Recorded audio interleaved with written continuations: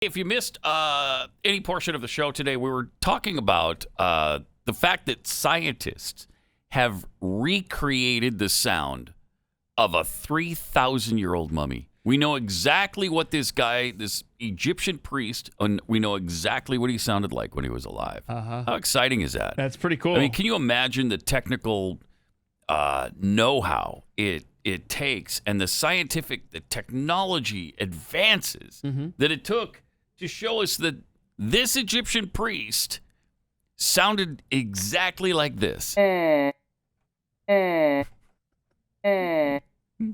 a minute. Wow.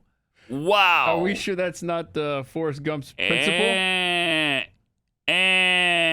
Wow. I mean, they made a lot of sense back then. They really did. Would you rather hear that or Adam Schiff? I'm going with the mummy guy. Yeah, mummy. I'm going with my mummy every time. It's so great. So that got us kind of curious about the mummification process because what they did was, I guess there were certain parts of its larynx intact, and that's how they could sort of reconstruct it and recreate the sound he made. So we thought, I wonder, what is the process of mummification? Because they were way advanced. There's stuff we can't even do today that they were doing as far as embalming dead bodies. So at least they were good at something, and they took big pride in that. And building pyramids. But here's the process that they go through on mummies. Oh, cool. Oh, we're going to learn. We're going to learn. Egyptians believed in several rituals in order to reach the afterlife, into the next world, and achieve immortality. Death was seen as a temporary state, and a dead person's spirit needed a body. So to preserve it, a process of mummification was used. Right. This process and quality of the mummification varied depending on the person's status and wealth. The highest ranks in society got the best method of preservation after Pause they died. it for a second, if you would. Again, the richest 1% in society, they're the ones who can become mummies. It's happened all through civilization, all through human history. Man. The wealthiest 1% are the ones that get all the cool stuff. John Edwards told us about the two Egypts. He did. He did. So let's see what fabulous things they got to enjoy. Firstly, the body was washed in water and salt. The brain was then removed and discarded using a hook through the nostrils. Pause it for a second. Wait a second. Okay.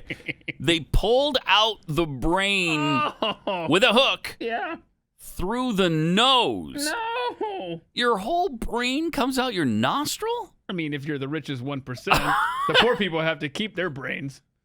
That is pretty gruesome. Wow. Okay. How would you like to have been an Egyptian embalmer? I'm going to say no on that. Well, now we know why this guy's the only words he can say is, you know, he took his brain. He's lucky he could make that sound. Right. After they pulled his brain out his nose. All right, let's see this. What else? The body was then slit open and the organs were removed, except for the heart, which the ancient Egyptians believed would guide the person into the afterlife. Oh, okay. I see. The liver, lungs, intestines, and stomach were kept and placed in 4 canopic jars, one for each organ. Okay. These jars each featured a lid sculpted as one of the sons of Horus. Hapi, who protected Horus the lungs. Duamutef, the stomach. Imseti, the liver. And Kebesenef, the intestines. The body was then filled with myrrh, cassia, and other spices. Then sewn up together and packed with a special salt called natron for up to 70 days, which prevented the flesh from... It was packed with a special sauce? Is that like salt. Oh, salt. Yeah. A special salt. I was going to say, so McDonald's stole this special sauce recipe Explains from the a Egyptians? lot. It sure does. Oh. All right, go ahead. This is not pleasant. No. After this process, the body was shriveled and dehydrated. So the embalmers would stuff the empty body with sawdust and linen to bring it back to its original shape. Oil the skin That's to a lot soften of work it, for a and dead add false person. eyes and a wig to make the corpse more lifelike. Why? No. I mean, A why? resin was used to cover the body to prevent mold, and then the whole corpse was wrapped in layers of linen bandages. Yeah. A face mask was made to look like the person, then was placed on the head of the corpse, and the body was placed into a wooden case, or if the person were rich, a stone sarcophagus. Richest 1%, man. Mummies Get all would the be great buried with items sarcophaguses. they might have needed for the afterlife, including jewelry, clothes, furniture, even pet cats and dogs who were mummified as well to keep them company. Yeah, you can't keep it with a map Can't if take it you're with you.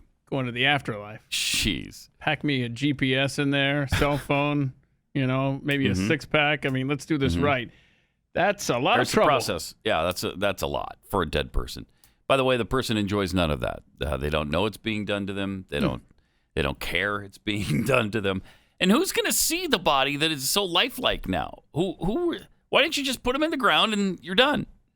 That's a 3,000-year-old mystery. Wow. All right. That's not worth it. So there you go. I hope you learned a little something today, right? We learned what an Egyptian priest sounded like. And we learned he sounded like that because they pulled his brain through his nose. It all makes sense now. It all we makes know sense. the rest of the story. All right.